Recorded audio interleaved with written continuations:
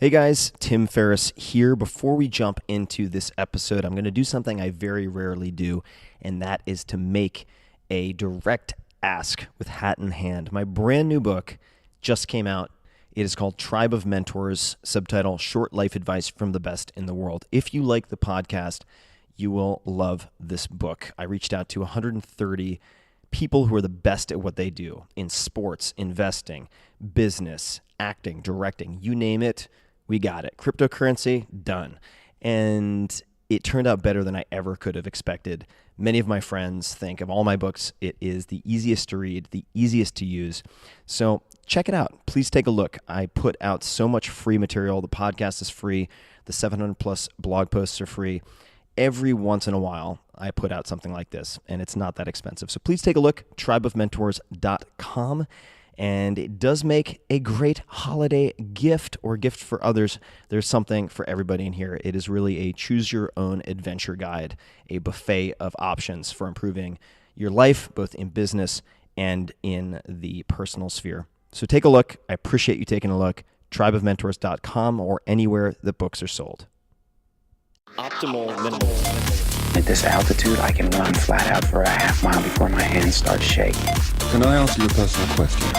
Now would seem an appropriate time. What if I did the opposite? I'm a cybernetic organism, living tissue over metal endoskeleton. Me, Tim, Ferris, Show. This episode is brought to you by Four Sigmatic. I reached out to these Finnish entrepreneurs after a very talented acrobat introduced me to one of their products, which blew my mind in the best way possible. It is mushroom coffee. What on earth is this? Well, it includes chaga mushroom, very powerful antioxidant, considered a superfood. I was introduced to chaga by Laird Hamilton, the king of big wave surfing of all things. And it includes another mushroom that is considered a nootropic, a smart drug, and this is lion's mane. In the entire packet, you just add it to hot water. It tastes like coffee. There is only 40 milligrams of caffeine, so less than half what you would find in a cup of coffee. So I do not get any jitters. I do not get any acid reflux or any type of stomach burn. And it put me on fire for an entire day, and I only had half of the packet. So this stuff is really amazing. People are always asking me what I use for cognitive enhancement. Right now, this is the answer. So it is legal. It will not give you visuals. That's something else. And you can try it right now by going to foursigmatic.com/Tim. That is foursigmatic, SIGMATIC, foursigmatic.com/Tim, and use the code TIM to get 20% off your first order. If you are in the experimental mindset, I do not think you'll be disappointed. foursigmatic.com/Tim. This episode is brought to you by Wealthfront, and this is a very unique sponsor. Wealthfront is a massively disruptive, in a good way, set it and forget it investing service led by technologists from places like Apple and world famous investors. It has exploded in popularity in the last 2 years, and they now have more than $2.5 billion under management. In fact, some of my very good friends, investors in Silicon Valley, have millions of their own money in Wealthfront. So the question is why? Why is it so popular? Why is it unique? Because you can get services previously reserved for the ultra wealthy, but only pay pennies on the dollar for them. And this is because they use smarter software instead of retail locations, bloated sales teams, etc. And I'll come back to that in a second. I suggest you check out wealthfront.com/Tim.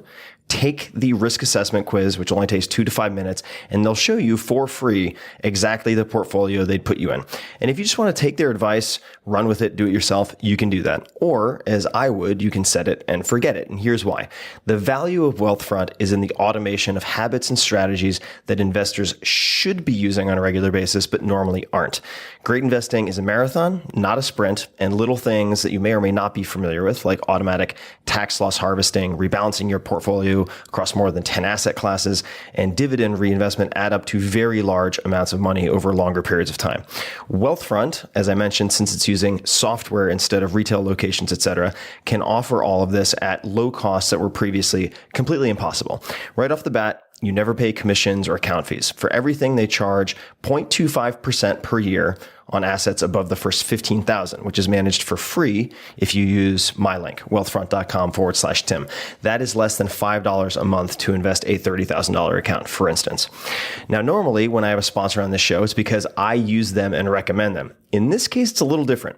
I don't use Wealthfront yet because I'm not allowed to. Here's the deal. They wanted to sponsor this podcast, but because of SEC regulations, companies that invest your money are not allowed to use client testimonials. So I couldn't be a user and have them on the podcast. But I've been so impressed by Wealthfront that I've invested a significant amount of my own money, at least for me, in the team and the company itself. So I am an investor and hope to soon use it as a client. Now back to the recommendation. As a Tim Ferris Show listener, you'll get $15,000 managed for free if you decide to open an account, but just start with seeing the portfolio that they would suggest for you. Take 2 minutes, fill out their questionnaire at wealthfront.com/Tim. It's fast, it's free. There's no downside that I can think of. Hello, boys and girls. This is Tim Ferris, and welcome to another episode of The Tim Ferris Show, where it is my job, typically every episode, to deconstruct world-class performers of various types, to tease out the habits, routines, and so on that you can apply to your own life. Sometimes they come from military, entertainment, sports, and beyond. It's a very broad spectrum. Every once in a while, I do an in-between-isode, a solo venture where I monologue on some topic or answer your questions. And this episode is going to be a 2016 year in review. Last year, I did a recap of a number of things that I'd learned from podcast guests. I am not going to do that this year because the Tools of Titans book handles that very, very nicely and includes all of the highlights. So rather than do that, I thought I would run through, since it's been a common request, what I do at the end of a year. And this is going to hold true for at least the last 6 years. And I say 6 years because around 2011, I recall being at a fancy conference. Not going to mention it by name. Fantastic conference, very small. I'd say about 150 people. And it spanned about 3 days. And it happened to cross over New Year's. And I recall sitting outside on a patio, having a glass of wine with a number of folks and getting a text from my mother. And the text informed me that the young daughter of one of my childhood mentors had died of cancer. And I think it was liver cancer. And this really forced me in a way to step back, and I walked away from the party. I called my mom and I spoke with her and realized that for me, New Year's isn't, and it's really never been, about the rager parties. I've done that, but what I did that night is I sat down, I was slightly buzzed, but I did a complete review and recap of the last year, and I focused on that instead of resolutions. And therefore, when I think of a new year and the end of a year, including this year, 2016, what I try to do is a post-game analysis and really look back at the year. So I thought I would share a few things that I've learned and then a few of the practices that I use. And as always, it takes the form of a big pile of notes, a jumbled mess of things with columns and circles and stars and so on that I will later put into some semblance of sanity. But I've had about 12 pounds of leftover turkey and mashed potatoes, as well as probably 17 pounds of Danish butter cookies and chocolate. So please bear with me if my brain stumbles here and there like a drunk sailor. That is the state of affairs. All right, number one, let me share a few things that I've learned by studying and listening to and speaking with two people. First is Oprah. I've not met Oprah Winfrey in person, but listen to a fantastic mini series. It is done by, I think it was WBEZ. I may be getting the call sign incorrect, but a Chicago-based public radio outfit created a 3-part mini series called The Making of Oprah, or Making Oprah, and very easy to find. There are a few things I took from it, among many, many others. So the first is really a few core beliefs of Oprah's, and these ended up being mantras that a lot of her producers would repeat because they would be told this frequently by Oprah herself. So the first is there are only 2 emotions, love and fear. So even if you disagree with that statement, I wrote it down because I think that it can be used as a powerful question. If we assume there are only two emotions, love and fear. Which in this moment are you feeling, or which is causing you to behave in a certain way? And as Tony Robbins has said to me and has said on the podcast, stressed, I'm just a little bit stressed, and so on. Stressed is the achiever word for fear. So there are only two emotions, love and fear. Next up, this is something she learned after a particular episode with skinheads. This was in 1988. And Oprah had, in the beginning, to, of course, in sweep season and otherwise, try to raise ratings and viewership for particular episodes. And she had skinheads on at one point to talk about race. And she realized at some point, I think in the middle of the episode, that she was not using them as part of her agenda. They were using her, and that she had provided a vehicle for spreading darkness in the world, in a sense, and that it was not going to be constructive. It was actually going to be destructive. And so she made the decision not to represent darkness in the world. And this is a binary decision. So I think that it is very useful, again, as a lens through which to view your decisions and projects and so on. Are you attempting to, at the very least, be a force for good in the world, or even if you are not perpetuating darkness, committing dark acts, are you representing darkness in the world? Meaning providing a stage for it, or writing about it in a way, covering it in a way that is not intended to provoke an action to mitigate it, etc. All right, so that was the second thing I wrote down. And then the next was, you can only run your own race. And this is something that she would tell her producers if they were concerned about what the competition was doing. If you're in a race, say a horse race, and you look back to see what someone is doing behind you, you'll very frequently fall behind and then get second or third place. So you can only run your own race, keep your blinders on, and focus on your strengths effectively. Okay, next up, we have Seth Godin.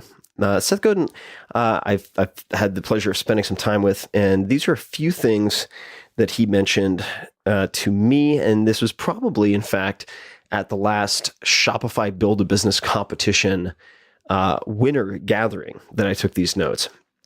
He mentioned a number of books. One was called Cult Your Brand. The next was Debt, which he's talked about on my podcast as well with him, the very first episode, I believe.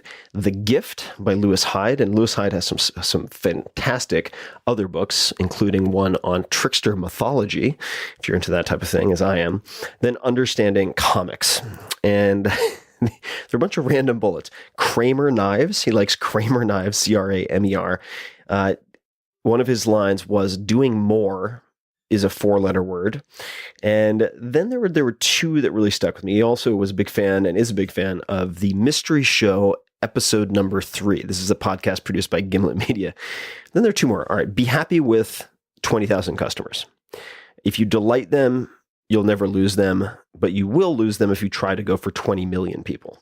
And I don't think they're always mutually exclusive, but I think this is very good to keep in mind in a world obsessed with scaling and more and doubling and hockey sticking and so on. That's all fine and good, but I think that it's very easy to be romanticized by lingo used for venture-backed startups and to shoot yourself in the foot, or in some cases, shoot yourself in the face. So in almost all instances, something like 1,000 True Fans, written by Kevin Kelly, which is an essay I recommend everybody read. There's an updated version in Tools of Titans, and I think he's also put it on his site at kk.org, so you can check that out. Leads to all good things.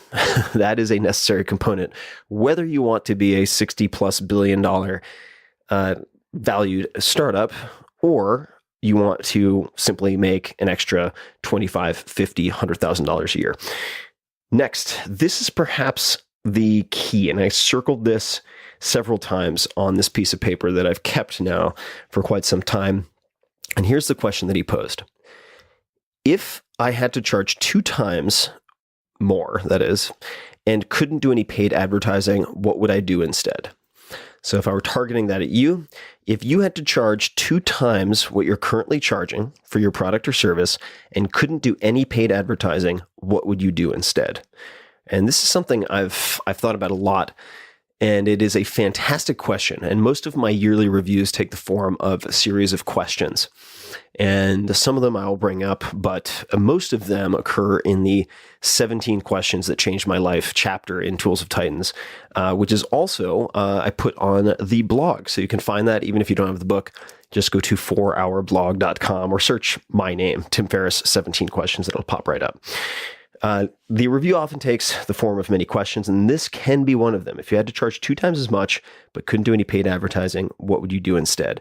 And I'll very often back into the features, so to speak, of a product or a high-priced event, in my case, where I decided that I wanted to charge twice as much as the closest competitor. Closest competitor, so to speak, or I shouldn't say competitor, it's really comparable, was priced at $5,000 a head. I decided to price it $10,000 a head, and then work backwards to create an experience that would be worth $10,000 a head. Okay, so that is Seth. We've covered Seth. We've covered Oprah.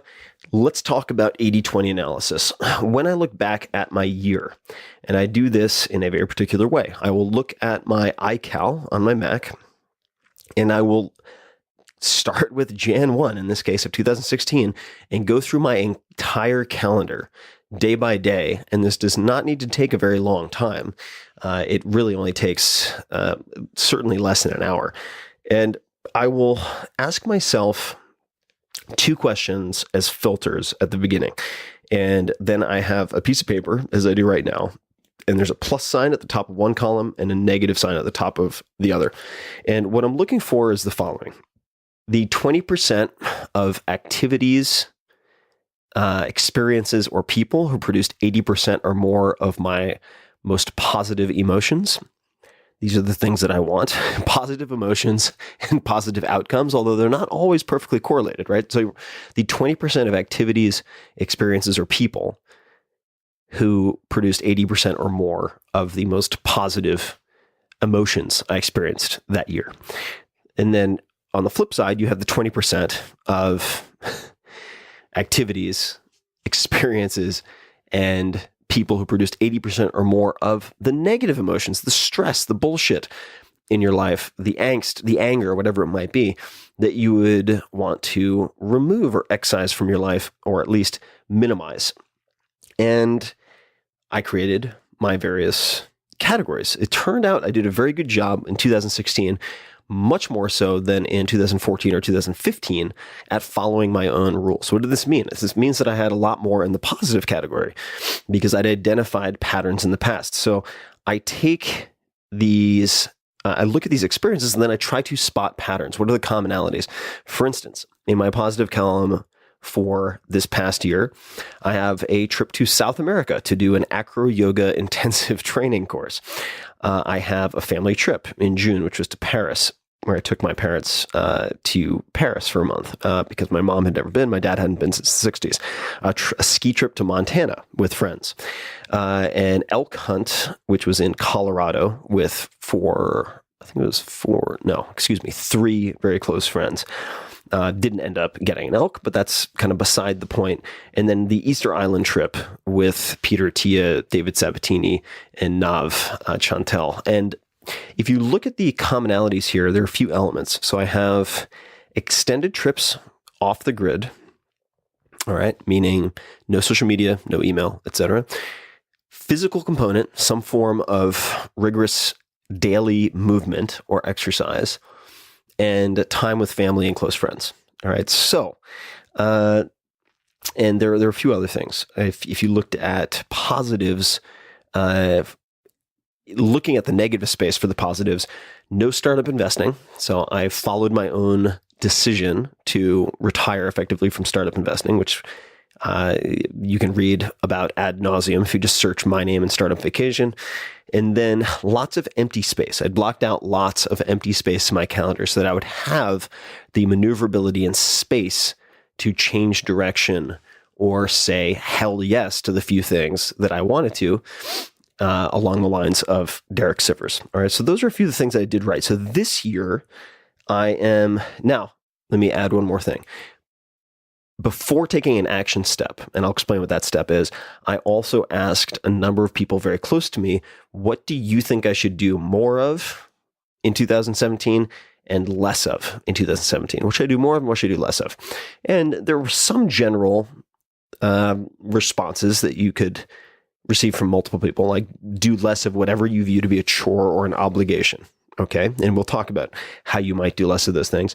Now, on the positive side, they said teaching. Perhaps you should spend more time interacting with high school students. I enjoy that. And I've done a number of things with high school students. And I do things with high school students every year in some capacity, whether it's through Donors Choose or QuestBridge or Build. These are all nonprofits that I work with related to education. But a few of my closest friends have seen me interact with high school students and have observed how much I love that. So they said, you should do more of that. Next was live podcasts and Q&A. This was feedback that I got from friends who attended the New York City event at the 92Y and saw me do a live event. So one thing I am considering doing, and I'd love your feedback, guys, is having a podcast tour, taking my dog Molly, putting her in an RV and driving around the US and doing live podcasts in some well-known cities, certainly, like say in LA or San Francisco or Seattle or New York, Miami, Chicago, Austin, whatever it might be, but also doing some more out of the way spots, maybe a few smaller towns in Nebraska or in Montana, for instance. So let me know what you think of that. The way I might do that is if anybody wants to take the initiative now, this is probably what I'll end up doing, is have people create Facebook groups for Tools of Titans. So it'd be Tools of Titans group Austin, Tools of Titans group Omaha, whatever it might be, Tools of Titans group Charleston, right? And then the people who are able, the organizers or groups who are able to amass the highest number of people or past a certain threshold, say 250 people or 500 people. I don't know what the number is yet, but let's just say it's 250. Then they go into the contenders list for these live podcasts. This is a very likely thing to happen, I think. Okay, next up was more sunrises. I tend to be a very late riser and late to bed, late to rise. And I always feel fantastic when I do get up for a sunrise. And that is not something I've done consistently. So that's another one. And then consistent feedback, more time out of cities in the country. So that matches up with the Montana, South America, the Colorado trip, Easter Island, etc. Right? So once you have these patterns spotted after doing this positive 80-20 analysis and negative 80-20 analysis, then I start putting things into the calendar. If it is not in the calendar, it is not real. And I've already started scheduling the fun stuff. And there are a few ways that I've done this. So number one is I almost always do something with my family for Christmas. So that's one extended trip. This year was an exception. We took a year off of that because we want to do it at home. Also, a trip around June or July. Now, why is this important? It's important because with these extended trips, and of course, I'm just pulling a number out of my ass, but I would say 90% of the gift is to yourself and others is the anticipation of the experience. This is why it's so important to schedule and block it out ahead of time. So extended trip mid-year, extended trip at the end of the year. That means you have something to look forward to every 6 months. All right. Now, there are a few reasons that I started doing this. All right. So you're going to put these various trips, these various activities, etc., in the calendar.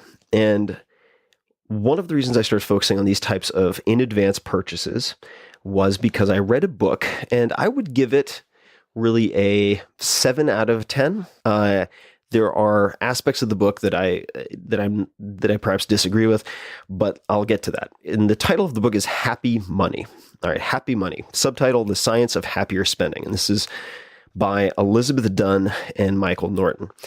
And really, it answers the question, can money buy happiness? And the answer is that money is, well, these are my words, necessary but not sufficient in a way for happiness per se. But can you use money to increase your well-being and effectively happiness in different degrees? And the answer is yes, absolutely. So they focus on, I think it's 5 core principles. There are some issues with the social science, observational data, confusing correlation with causation, etc., all of that. But I did find it useful as thinking of a framework. Some of the questions they would ask are, and I know we're jumping around, this is the Danish butter cookies and caffeine in action, but the questions they might ask would include, when you're considering a purchase, how will this affect how I use my time? So for any purchase, how will this affect how I use my time? And that's a good one to write down. This is actually very versatile. Could be something you're considering doing in the future. Could purchasing this and anticipating, enjoying it 6 months from now affect how I use my time now, etc. All right. Next is, how will I use this thing on Tuesday nights? Right? Next Tuesday. How will I use this on Tuesday nights or next Tuesday? And in effect, what you're doing is you're turning decisions of dollars into decisions of time. How purchases will affect how you use your time. So another analysis that I do, or review, in addition to the iCal or calendar review, an 80-20 analysis, positive, negative, is I'll go through my 5-minute journal. So many of you have heard me talk about this before. And the 5-minute journal has a series of prompts that you answer in the morning and at night. It takes about 5 minutes, certainly less than that, 3 minutes in the morning, maybe 3 minutes at night. And there are a few bullets, such as at the end, 3 amazing things that happened today. How could I have made today better? All right.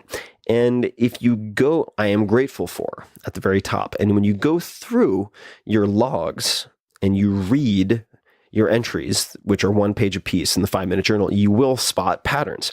And this informs also how you then start to put things into your calendar and schedule. All right. So when I read this book, Happy Money, this was some time ago, I started to do quite a few things. I would ask questions such as, and I'm going to ask these types of questions of myself now. And this relates also to something that a gent named Dan Sullivan, who owns a company called Strategic Coach, this is a point he has made, which is, if you have money to solve a problem, it isn't a problem. And I'm paraphrasing here. So there's certain questions you can ask yourself. All right. So I have these written down. I'm saying so a lot. It seems like that might be the 100% cacao chocolate kicking in. All right. $100 to most increase happiness, question mark. All right, so if I could only use $100 right now to most increase my happiness, what would it be? How would I apply it? And then I have $500 to most increase happiness, question mark. $1,000 to most increase happiness, question mark.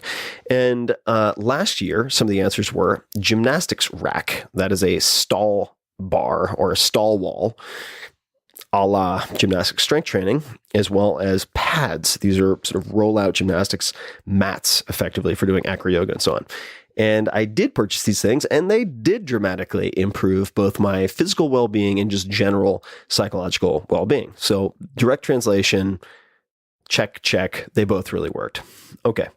And then this is, of course, dependent on your particular financial situation. But if you were to take, say, 10 to 20% of your liquid income that you can afford to lose, this is important, all right? 10 to 20% of your liquid cash, let's just call it, that you can afford to lose. How would you apply to increase your quality of life? And this comes back to sort of spending money to affect how you utilize your time. Are there 3 things that you would most like to add to your life? 3 things you would most like to remove from your life? I don't know why I like thinking in 3s so much, but I find it very helpful. So one of them for me was figuring out, this is last year, how to completely extricate myself from a lot of the tax and estate planning management aspects in my life and my family's. All right. Another one, I did not end up doing this. This wasn't, I guess this was probably about a year ago, a little bit over a year ago. I put matchmaker, question mark, wing woman, question mark. I'm not sure if you can pay for a wing woman. You probably can, but I was thinking matchmaker because a friend of mine, very successful guy, actually met a wonderful woman, and they ended up getting married through a matchmaker. I was like, you know what? Maybe all this online stuff is a little too complicated and cute and time consuming. Did not end up going to that. Small things, Roomba, getting a Roomba. I identified that I very often, when I had people clean my house, and it was done pretty frequently, it was because Molly, my dog, was shedding all over the place. The rest of the house was fine. I didn't need dusting. I didn't need any pans and pots and so on cleaned. I didn't need any of that. I just needed dog hair picked up, and I was overpaying, and it was kind of bothering me because I would come back and I can afford to pay for a cleaner, but I have this very peculiar sensitivity to people moving my shit around. And so my books would be moved around, my cups would be moved around. It's stupid. Yes, I know, but I was sensitive to it. So I got a Roomba at the end of the day. And there are a couple of different models. Still not 100% happy with them, but I have found them very, very valuable. Okay. And then you go down a list. Like, can I pay for every possible virtual reality demonstration, VR demos, train dogs at shelters? This isn't really something I pay. This is more of something to add to life to increase my sense of well-being and contribution, which actually does apply to this Happy Money book that I mentioned. Prepaying for massages, etc. Okay. Prepaying is an important concept, and I won't get into all the whys right now, but I did decide, for instance, for an 8-week period to prepay for acro yoga training with 2 instructors. And we could discuss another time why I think it's better in almost every case with an individual sport or craft to either, in both cases, to not do one-on-one lessons. So you want either another student with you, with another teacher, or you want 2 teachers and then yourself. That tends to be a much better use of your time in terms of adding steroids to the learning curve. All right, but I ended up developing a curriculum and prepaying for 2 to 3 times per week of acro yoga with 1 or 2 teachers, mostly 2. And got that on the books. So I couldn't weasel out of it. Now, this was also a way because I set the start time as 10 a.m., which seems late. I know Jocko's already done 18 hours of calisthenics and deadlifts by then, but in my case, it forced me to get up at, say, 8:30 or 9 o'clock, which for me was like a Herculean task. It sounds ridiculous, but I very often go to bed at 3 or 4 in the morning. So to reverse that trend, I prepaid and pre-scheduled for 10 a.m. in the morning. And then there's a bunch of weird stuff that I wrote down here in terms of experiments. Now, the experiments were, in answer to the question, what are the most absurd things I could do? What are the craziest things I could do? So for 2017, what are the craziest things I could do? I actually have not done this exercise yet. I'm going to do it within the next few days. I'm recording this on the 27th of December. And last year, I wrote down a bunch of wacky ones. Short film competition for like an action movie sequence, ? Impersonation, ? That might require a bunch of explanation. I won't get into it right now. Next one, this requires even more explanation, but I think you guys will get a kick out of it. The polygamist king, ? All right. I have not had enough alcohol to get into that right now. Next one, apparel diet. Go 1 year without any new clothing, without purchasing any new clothing. Still think that one's a good one. Then Sarah Silverman. That's not related to Polygamous King or the apparel diet. These are potential. This is not in the crazy land, but I tend to just let my hand flow if thoughts are coming to mind. Podcast guests, Sarah Silverman, Gerard Carmichael, Shay Carl. Shay Carl ended up on the podcast. Okay, so we have number of things that I've talked about. And what are the craziest things I could do? And some of you might recall I've written about this in Tools of Titans. The goal with answering that question is not to come up with good ideas. The goal is to come up with absurd, crazy ideas. And then you find the seeds of potential good ideas later, but you don't edit. First is the idea generation phase, and this is what has helped me. And I think I mentioned this on the James Altucher podcast when he interviewed me, that I came up with a list at the Wired conference I attended. I think it was the Wired conference. Might have been it was a Wired conference, absolutely. And I remember sitting in on these incredible sessions, and at one point I was inspired to just try to think not bigger, but odder. Think stranger. If you're having trouble thinking bigger, just think stranger. It's kind of a shortcut, for me at least it has been. And I started making a list of all the craziest things I could do, and it was like, give away all my money. Like literally just give it away. Not donate, just give it away. To shut down all my businesses, to sell the blog, I didn't even have the podcast. This is about 2 years ago when I came up with this. Then cut off both of my feet. What the fuck, right? I mean, that's just insane talk, but I wrote it down. I was like, all right, cut off both my feet. Don't think I'll do that, but yes, that would qualify as crazy. And I kept on going. And eventually one was take an indefinite startup vacation. And that paved the way later to me taking this indefinite startup vacation, which has been one of the best decisions of the last 3 years of my life, without question. All right. Now, along with what are the craziest things I could do, I will ask another question, which is, it's effectively 10x question mark. And the 10x can apply to many different things. What would I have to do, or what might I do, no matter how crazy, to 10x the listenership of the podcast, right? To 10x the monthly unique visitors to the blog, to 10x the amount of revenue from A, B, C, D, or E. And this goes hand in hand very nicely with the Seth Godin question of, if I had to charge 2x and couldn't do any paid advertising, what would I do instead? These pair very, very nicely. But trying to really focus on 10x versus 10%, because if you've set up certain assumptions and systems and processes that only allow incremental, or at least only foster incremental gains and thinking, to unlock yourself or free yourself from those, asking how to improve 20% instead of 10 is not going to provide you with a new framework or a new process or a new structure, a new business organization, whatever it might be, a new org chart. So the 10x I do find very, very, very, very helpful as a way to, again, come up with a lot of crazy ideas and then pick and choose from the rubble, so to speak, later, so that you can find the seeds of something that could be a good idea later. And those are really the basics. I would encourage you to think of batching. And before we get to batching, number one, schedule the fun stuff first, because if there is a void, if you're a type A driven personality and you don't schedule and defend the fun stuff, or the positive, the things that have produced the 20% that have produced 80% or more of your positive emotions in the previous year, if you don't expand those and block out time and then pre-book, prepay, pre-commit to other people so there's a social accountability, work will fill the void that remains. And then you will end up realizing at the end of January, oh my God, I've over calendared and I no longer have time for the fun stuff. And then you're fucked. So let's not do that. That's a terrible feeling and a terrible place to be.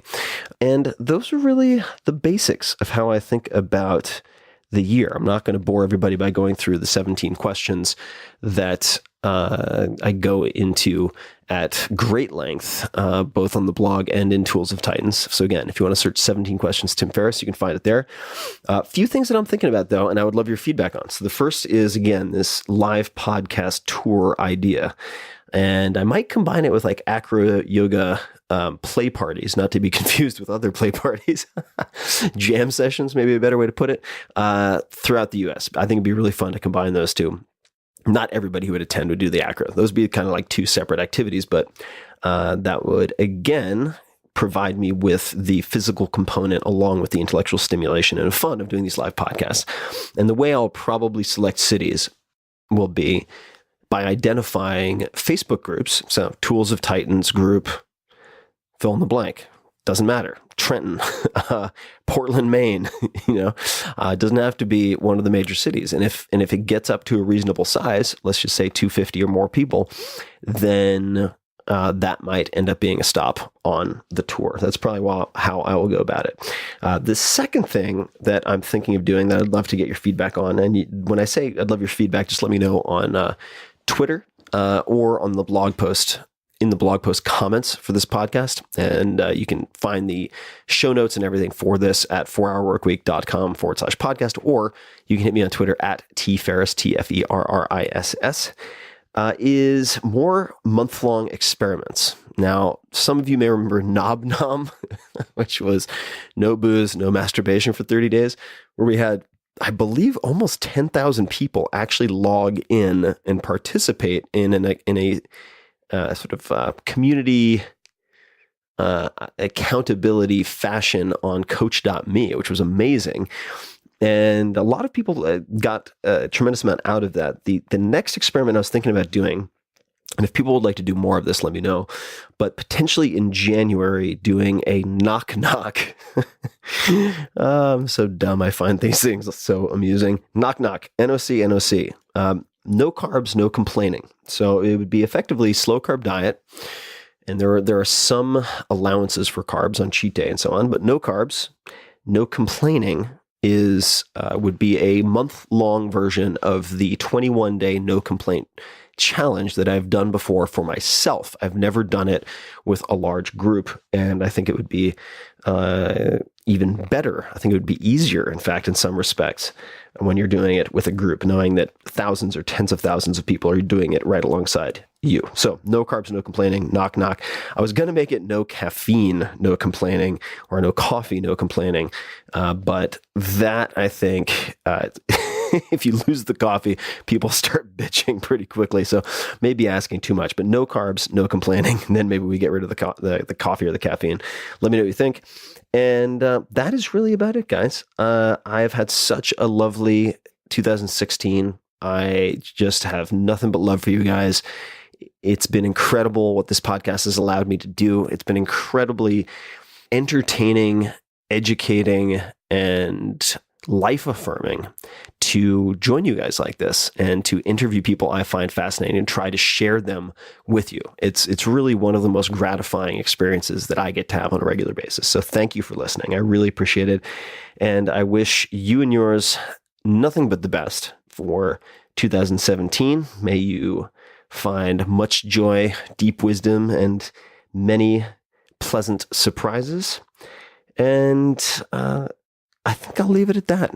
If you've read Tools of Titans and you haven't left an Amazon review, I would really, really appreciate that. You know where to find it. And otherwise, I would say think bigger. And if you're having trouble thinking bigger, think stranger. Maybe you'll find something in that list that will end up being surprisingly practical to crack you out of perhaps self-limiting beliefs or stories or narratives that you've held for this year or perhaps even longer. And I really look forward to seeing what all of you guys do in 2017. So thank you for listening.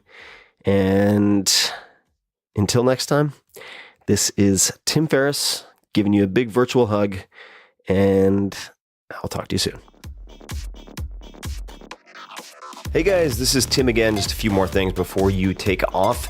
Number one, this is 5 Bullet Friday.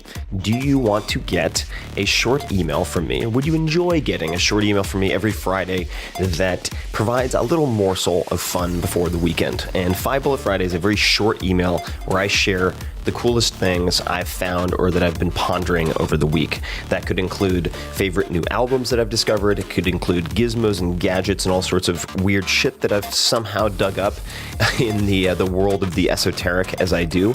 It could include favorite articles that I've read and that I've shared with my close friends, for instance. And it's very short. It's just a little tiny bite of goodness before you head off for the weekend. So if you want to receive that, check it out. Just go to 4hourworkweek.com. That's 4hourworkweek.com, all spelled out, and just drop in your email and you will get the very next one. And if you sign up, I hope you enjoy it. This episode is brought to you by Wealthfront, and this is a very unique sponsor. Wealthfront is a massively disruptive, in a good way, set it and forget it investing service led by technologists from places like Apple and world-famous investors. It has exploded in popularity in the last 2 years, and they now have more than $2.5 billion under management. In fact, some of my very good friends, investors in Silicon Valley, have millions of their own money in Wealthfront. So the question is why? Why is it so popular? Why is it unique? Because you can get services previously reserved for the ultra-wealthy, but only pay pennies on the dollar for them. And this is because they use smarter software instead of retail locations, bloated sales teams, etc. And I'll come back to that in a second. I suggest you check out wealthfront.com/Tim. take the risk assessment quiz, which only takes 2 to 5 minutes, and they'll show you for free exactly the portfolio they'd put you in. And if you just want to take their advice, run with it, do it yourself, you can do that. Or, as I would, you can set it and forget it. And here's why.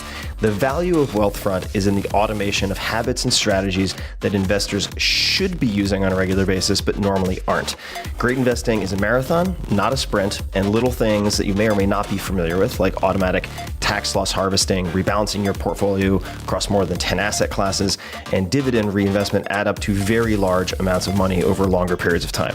Wealthfront, as I mentioned, since it's using software instead of retail locations, etc., can offer all of this at low costs that were previously completely impossible. Right off the bat, you never pay commissions or account fees. For everything, they charge 0.25% per year on assets above the first $15,000, which is managed for free if you use my link, wealthfront.com/Tim. That is less than $5 a month to invest a $30,000 account, for instance. Now, normally when I have a sponsor on this show, it's because I use them and recommend them. In this case, it's a little different. I don't use Wealthfront yet because I'm not allowed to. Here's the deal. They wanted to sponsor this podcast, but because of SEC regulations, companies that invest your money are not allowed to use client testimonials. So I couldn't be a user and have them on the podcast.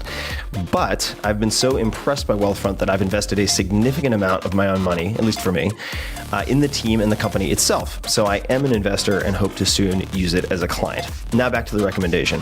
As a Tim Ferris Show listener, you'll get $15,000 managed for free if you decide to open an account, but just start with seeing the portfolio that they would suggest for you. Take 2 minutes, fill out their questionnaire at wealthfront.com/Tim. It's fast, it's free. There's no downside that I can think of. This episode is brought to you by Four Sigmatic. I reached out to these Finnish entrepreneurs after a very talented acrobat introduced me to one of their products, which blew my mind in the best way possible. It is mushroom coffee. What on earth is this? Well, it includes chaga mushroom, very powerful antioxidant, considered a superfood. I was introduced to chaga by Laird Hamilton, the king of big wave surfing of all things. And it includes another mushroom that is considered a nootropic, a smart drug, and this is lion's mane. In the entire packet, you just add it to hot water. It tastes like coffee. There is only 40 milligrams of caffeine, so less than half what you would find in a cup of coffee. So I do not get any jitters, I do not get any acid reflux or any type of stomach burn, and it put me on fire for an entire day, and I only had half of the packet. So this stuff is really amazing. People are always asking me what I use for cognitive enhancement. Right now, this is the answer. So it is legal, it will not give you visuals, that's something else, and you can try it right now by going to foursigmatic.com/Tim. That is foursigmatic, SIGMATIC, foursigmatic.com/Tim, and use the code TIM to get 20% off your first order. If you are in the experimental mindset, I do not think you'll be disappointed. foursigmatic.com/Tim.